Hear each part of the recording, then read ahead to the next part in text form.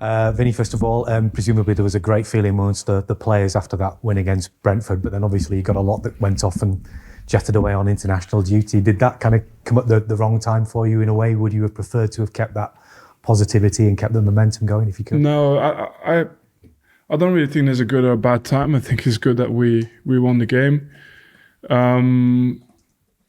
But as well, it's really clear now. There's 9 games left. It's a run till the end of the season, and to build up that energy also mentally, physically, and go into that run of games.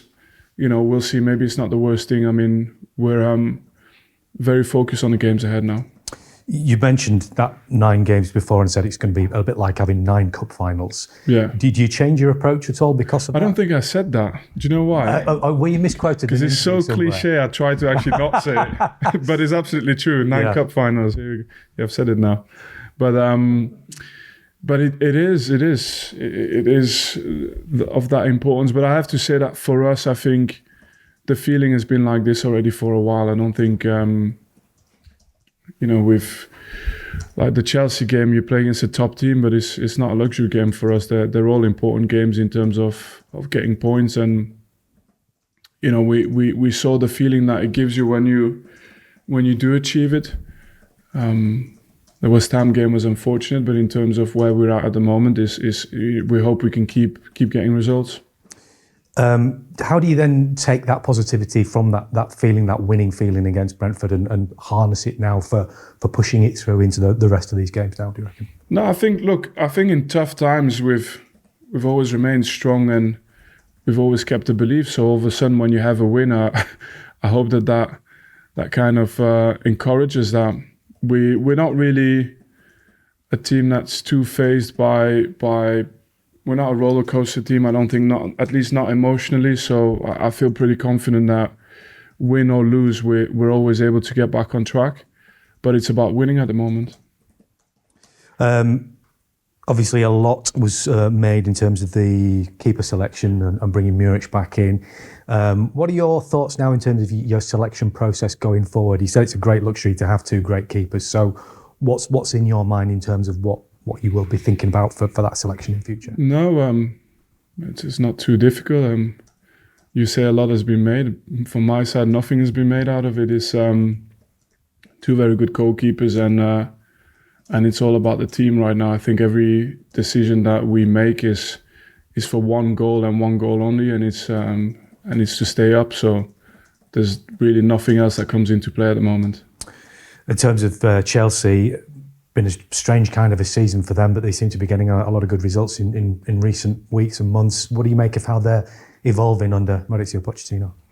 But it's a young team, so the one guarantee you have with young players is that they will always get better. So for them to finish stronger than they started, it makes absolute sense. It's kind of almost a natural process that they're going through, and yeah, it's a team with a lot of very good prospects for the future.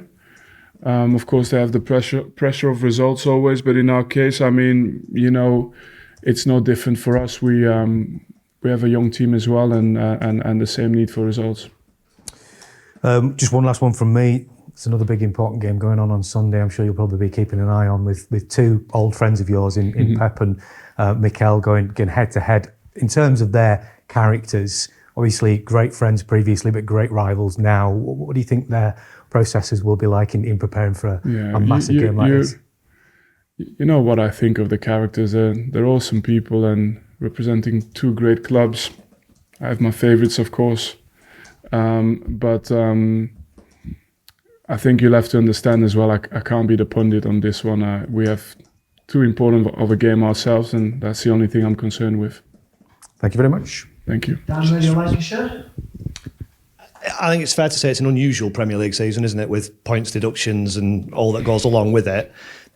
Do you have an idea of what you're going to need to stay up points-wise, or is it always going to have a little asterisk next to it saying dependent on points deductions? Look, as long as they're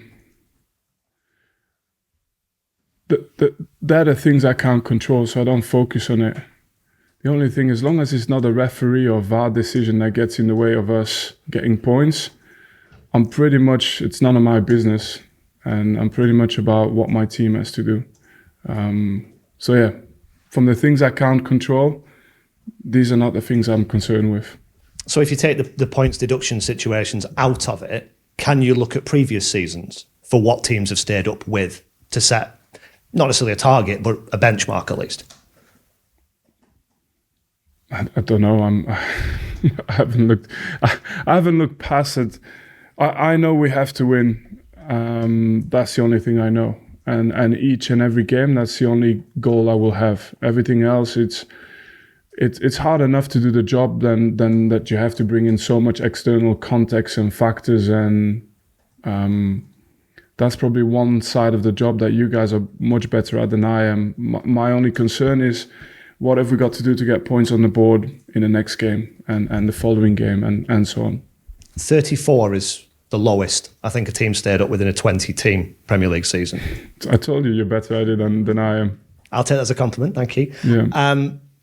To get another 17 points to reach that 34 when you've got 17 already, is that a very tall order? People from the outside looking in might say you've only got 17 from the games you've played so far. It's too big an ask. Do you ignore that? Is that something you can use as fuel? Is it an incentive maybe that people write you off?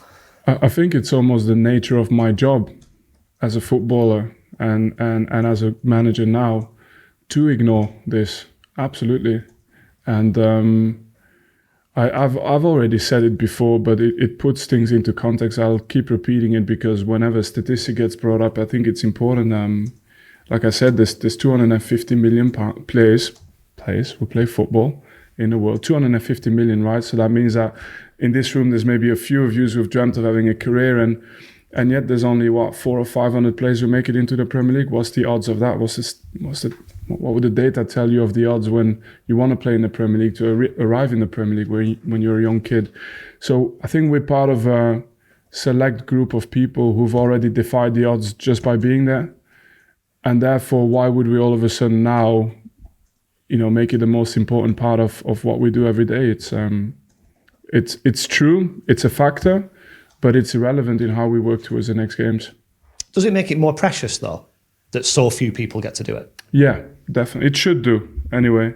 And that is a very good angle to take on it, because do we always appreciate, how many have not done it, have not achieved it? How many have sacrificed so much and fallen short?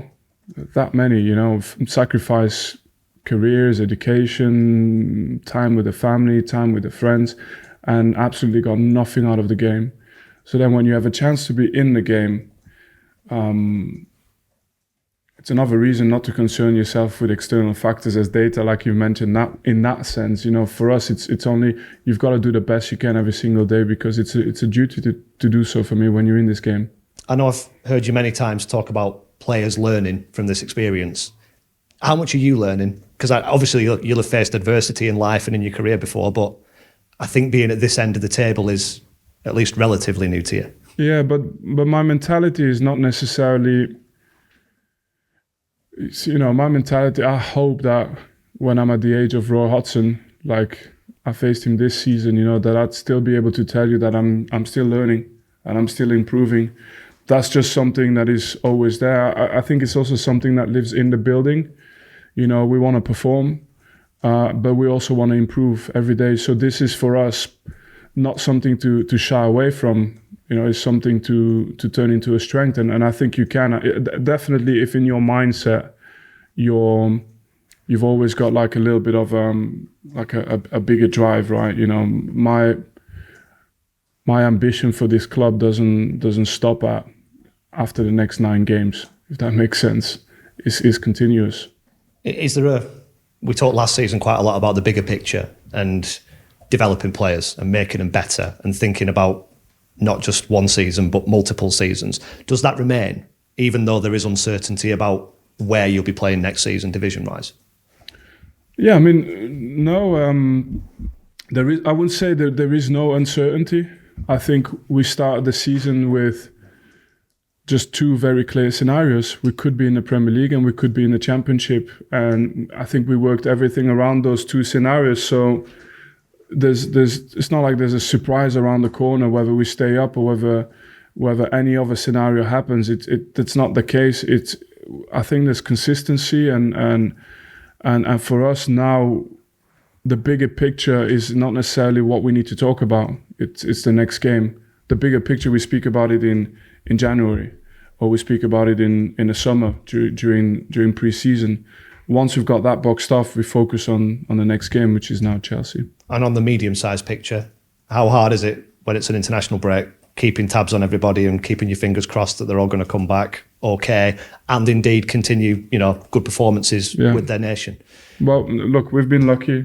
No one picked up anything on international duty. There was a bit of a scare with one of the players, but in the end, for us, it's been a positive international break, so we can look forward to the next game. Thank you. Thank you, Dan. Matt? Hi, Vinny. I know you're not getting drawn into the situations at Everton and Forest, but from your point of view, is there a concern that this could go beyond the season with the appeals process? Honestly, I don't know. I'd love to drag Matt Williams in front of you guys or ask the chairman to deal with this. I have absolutely no clue, and literally that will remain until the last game of the season. In terms of injuries, how's that looking? Did the international break come at a good time to clear up some issues, maybe? On that side, yes, you could say. But then there's obviously this week where we have 3 games, so still we'll have to assess a few plays and make decisions. But in that sense, yes. You out without Fofana, how much of a miss will he be? Yeah, well, look, he scored a lot of goals in a very short period of time, so that's crucial for us. But there's another game on Tuesday, and there's another game after that, so he'll be available for all these other games. Yeah, sure. About James Trafford as well, also being called up to the England senior squad. How much of a boost was that for him, especially coming after being dropped for Muric? Yeah, we're very proud of it as a club to ever play in the England senior team. I don't think there's a greater honour for a club, But I've told you this so many times about the fact that he will be a very, very good goalkeeper for England. But, at this moment in time, we only take it as a positive, and everything else is just for him to keep progressing and keep fighting for his spot.